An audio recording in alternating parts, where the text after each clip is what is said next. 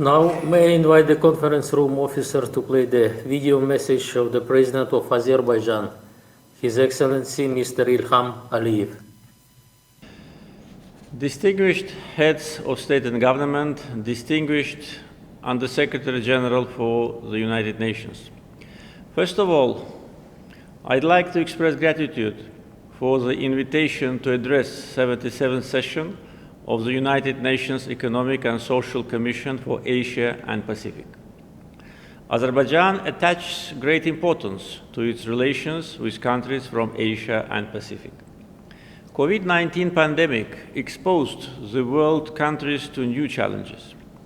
The government of Azerbaijan has taken necessary steps in countering pandemic from the beginning.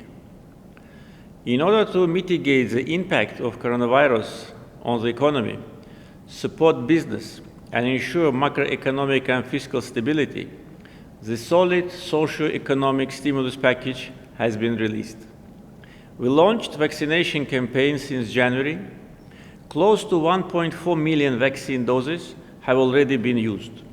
It constitutes 14% of our total population.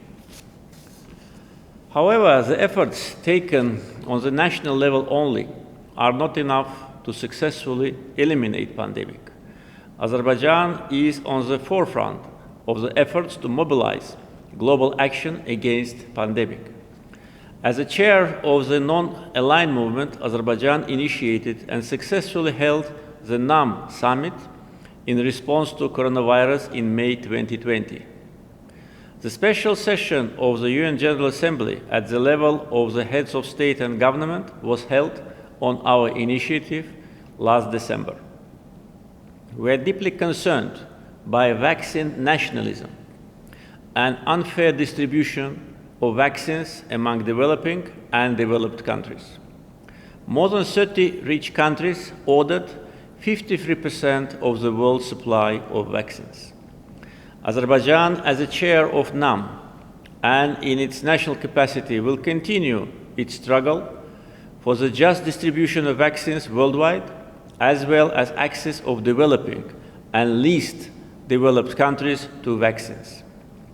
Recently, the Human Rights Council unanimously adopted the resolution on equitable access for all countries to vaccines put forward by Azerbaijan on behalf of the non-aligned movement. Azerbaijan provided humanitarian and financial assistance to more than 30 countries in relation to coronavirus, most of which are least developed countries. Last year, Azerbaijan put an end to nearly 30 years of occupation by Armenia of almost 20% of its territories. As a result of occupation and ethnic cleansing policy of Armenia, more than 1 million Azerbaijanis were expelled from their native lands. In 1992, Armenia committed the Khojaly genocide, killing 613 innocent civilians, including women and children. The Khojaly genocide has been recognized by 13 states.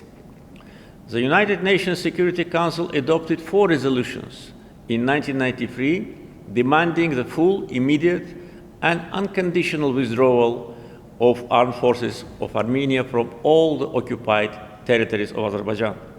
However, these resolutions were never implemented by Armenia. I invite partner countries to join efforts to propose an elaborate mechanism of implementation of UN Security Council resolutions in order to avoid double standards. We all witnessed that some Security Council resolutions are implemented within days, but in our case, they remained unfulfilled for 27 years.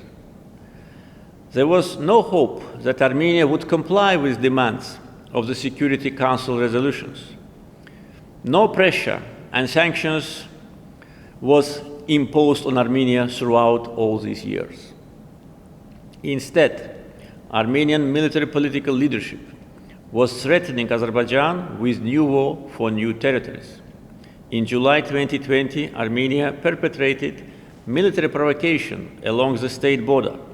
In August, Armenian sabotage group attempted to penetrate through the line of contact. On September 27, Armenia launched large-scale military aggression against Azerbaijan, heavily shelling the military and civilian populations. Azerbaijan was compelled to launch counter-offensive operations to defend its citizens. Azerbaijan implemented Security Council resolutions and norms and principles of international law itself, and restored the historical justice and its territorial integrity. During 44 days of the patriotic war, armed forces of Armenia were totally destroyed.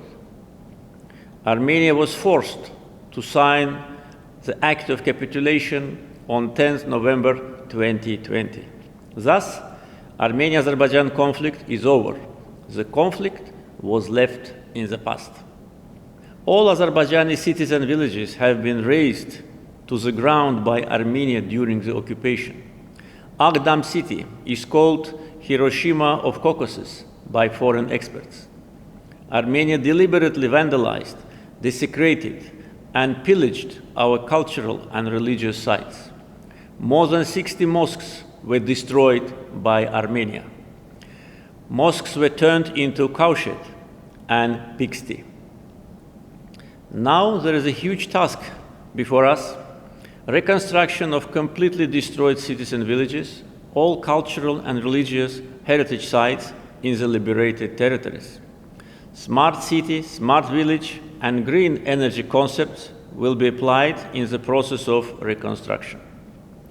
I invite companies from friendly countries to join the large-scale reconstruction in the liberated territories, the size of which is 4 times larger than Luxembourg.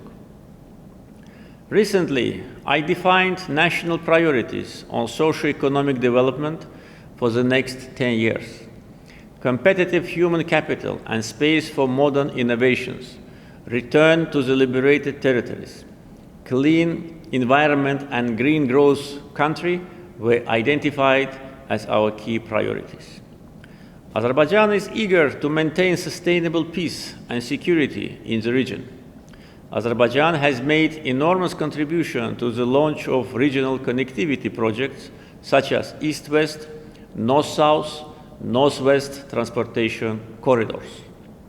We are now working on the realization of Zengezur transportation corridor, which will be an integral part of the East-West corridor connecting Asia and Europe through Azerbaijan. The corridor will allow Azerbaijan to strengthen its position as Eurasia's transport and logistic hub.